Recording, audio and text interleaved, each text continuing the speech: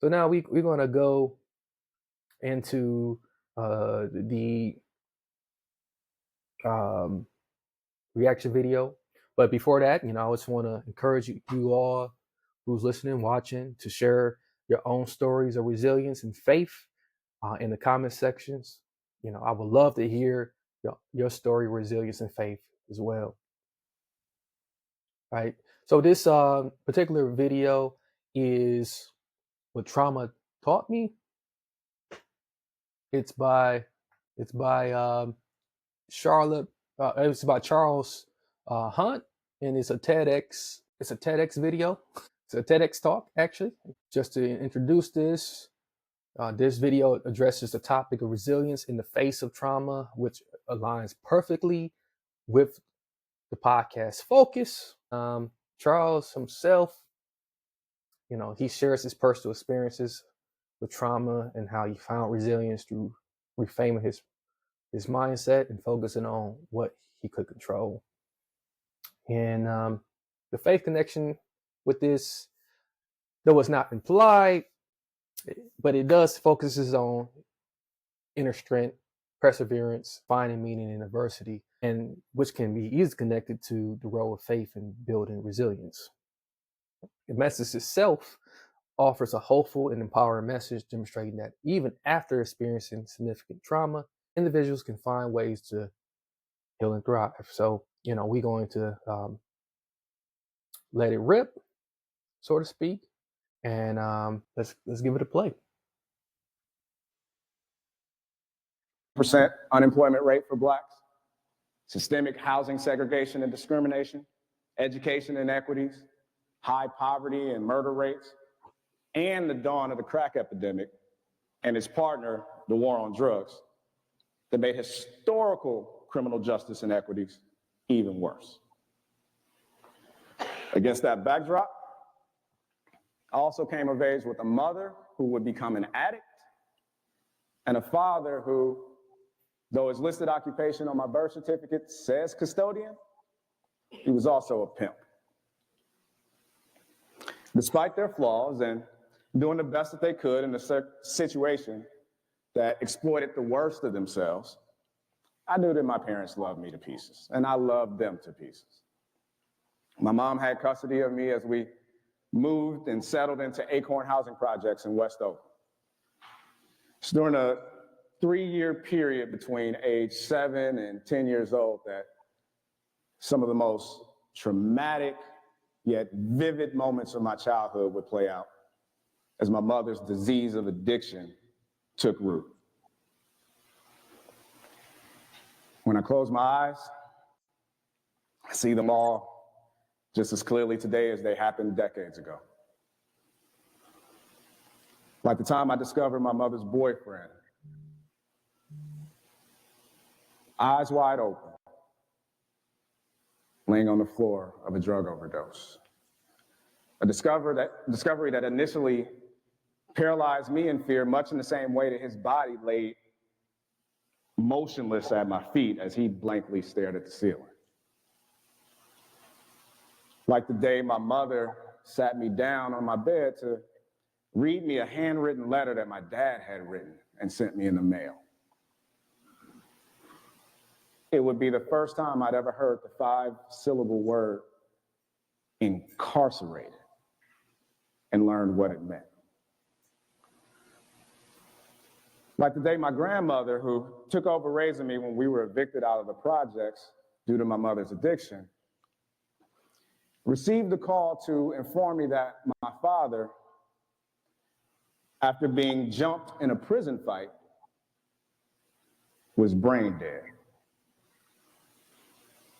He would die later that night before I ever saw him again alive. Like the times I would later visit my own mother in jail. A hazy plexiglass window separating us physically and emotionally, while also serving to remind me of the fate that my father met in those very walls. I felt the pain, the sadness, the shame, the solitude, the adjectives that as a preteen meet the clinical definitions of depression.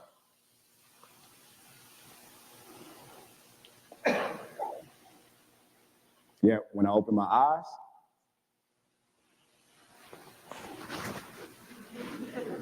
the worst of life couldn't take out the best of me, because I'm still standing here in front of you.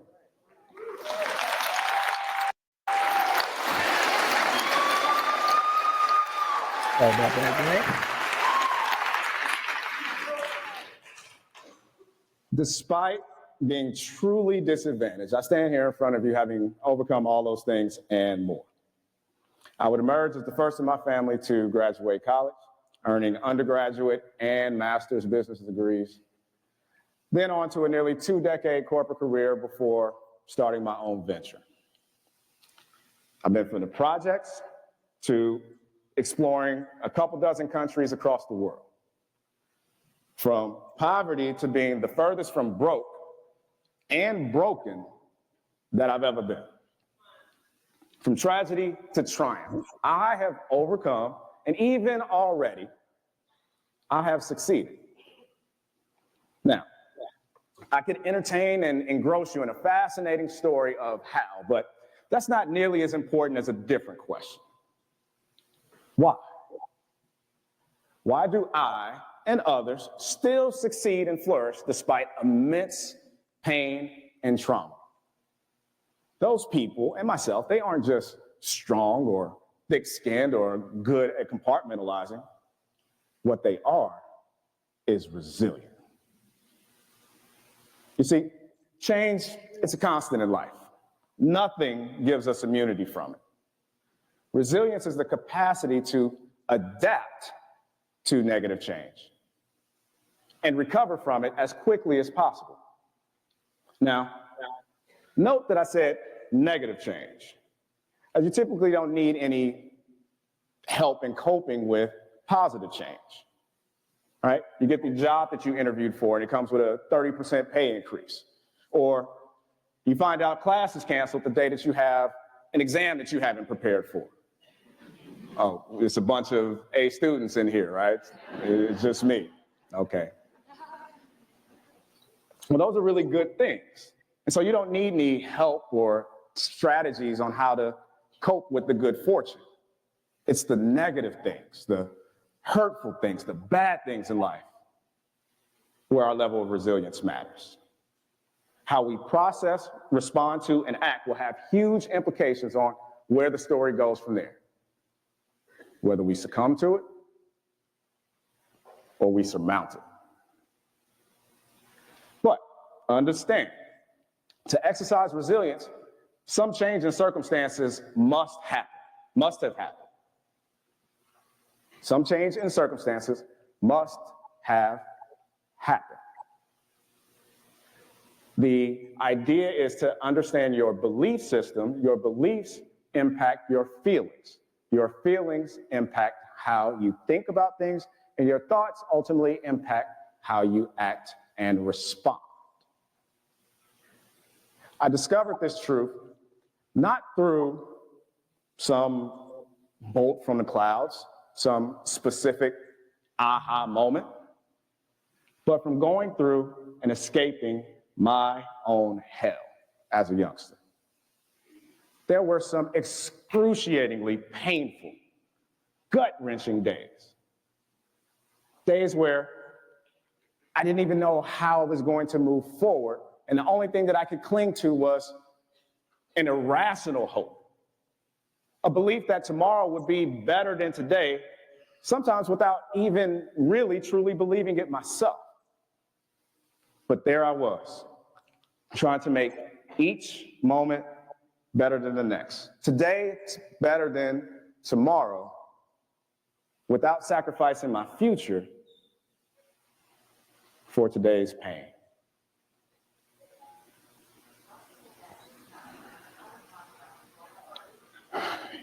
Even at a young age, and despite not knowing what scholars and researchers were already confirming, I was laying the foundation of resilience by using the most important important resource available to me: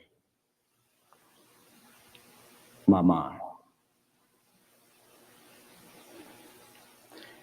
I wish I could say that the bad luck truck stopped dropping boxes of trauma off at my doorstep when I was a kid, but life doesn't adhere to any delivery windows. Change comes whenever it comes, and for as long as we all live. After my childhood, I'd go on to experience the death of family and friends, job loss, financial issues, health crisis, all the things that life has a tendency to throw at us. To show you how much of a comedian God is, he gave me a breakup, heartbreak, and distraction to start this very week as I was preparing to talk to you about resilience. Like, really? Now?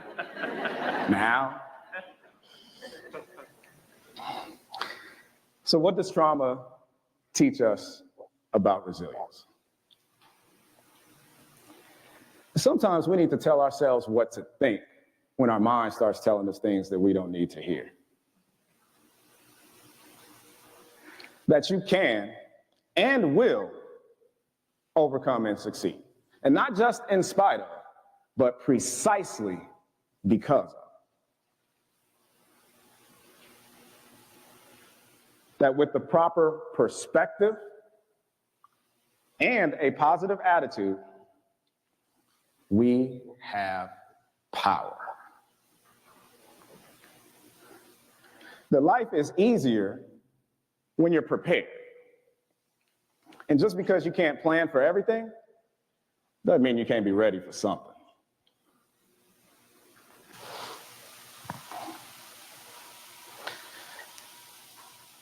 That perspective sometimes requires partnership and perseverance.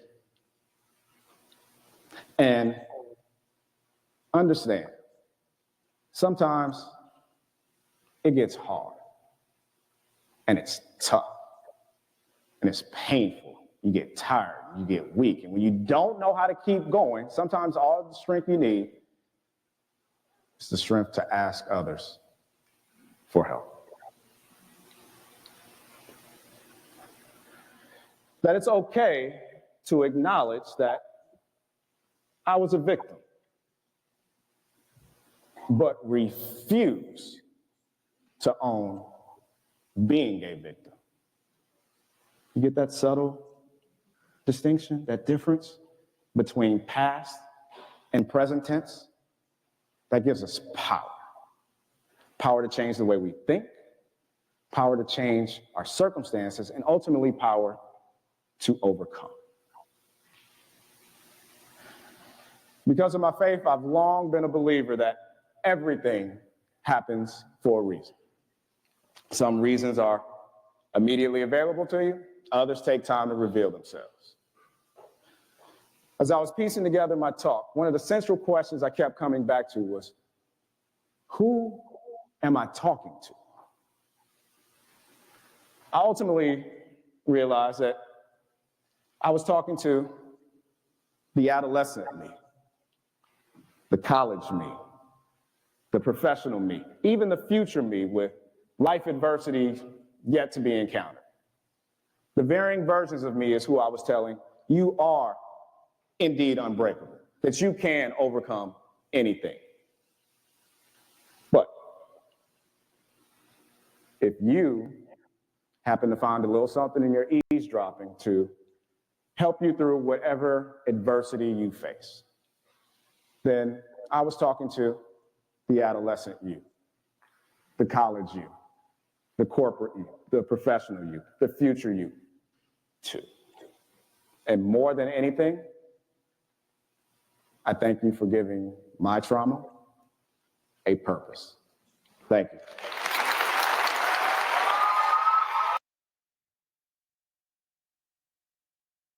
Well, That was very beautiful, man. Hunt with some very key things as we come back here. Had some very key points there. And I really love how he, started wrapping everything up with faith towards the end.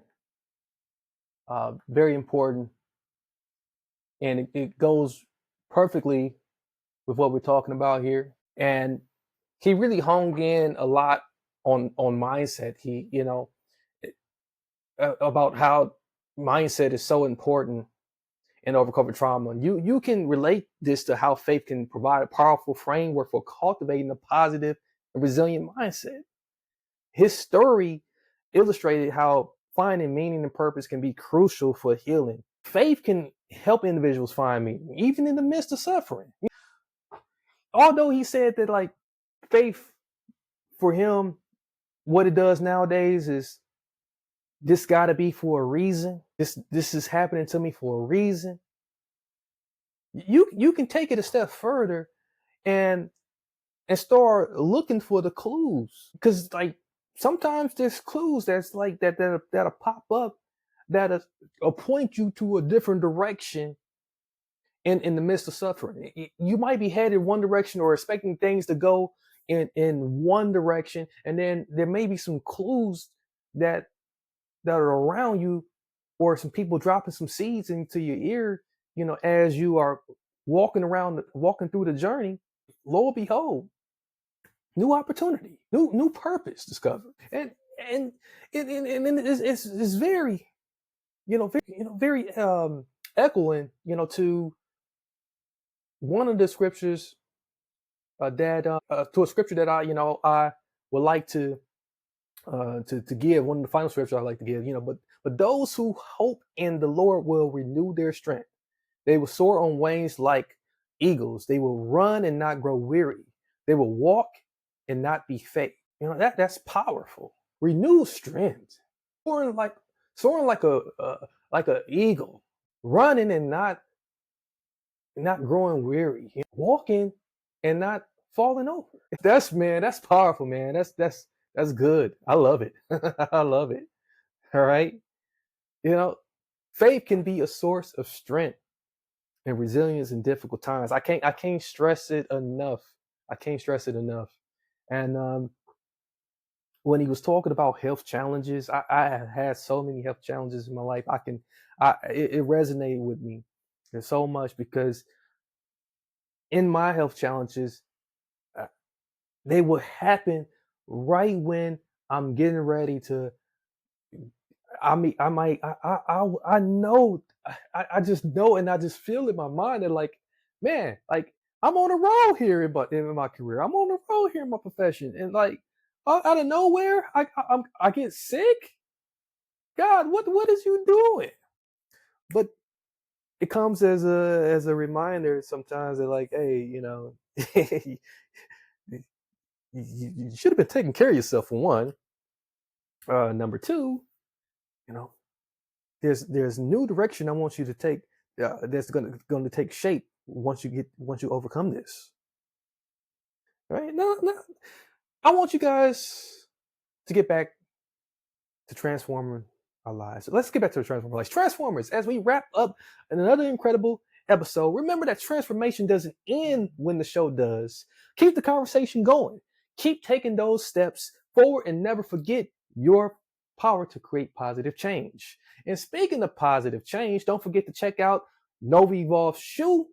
By purchasing the pair, you're not only getting a comfortable, stylish shoe, you're also supporting veterans and individuals facing mental health challenges. Every step you take in those shoes become a step towards a brighter future for someone in need. Now, if you're enjoying the Transform You Live show, of course, there are only a few simple steps you can take to keep us transforming you. First, hit the subscribe button so you never miss an episode. Second, give us a thumbs up and leave a comment sharing your thoughts and takeaways. We love hearing from you. And finally, spread the word. Share this show with anyone you may know who may be on their own journey for transformation. Thank you for being part of this community. Transformers, remember, you're not alone. Until next time, keep evolving, keep growing, and keep transforming. I'm Marcus Hart. I stand for what you stand for. I'm at your door like the landlord. I can see the future, yeah, I fast forward. I get on the mic and I transform. Follow me, I'm in rare form. Follow me on this world tour, the asteroid that you can't avoid.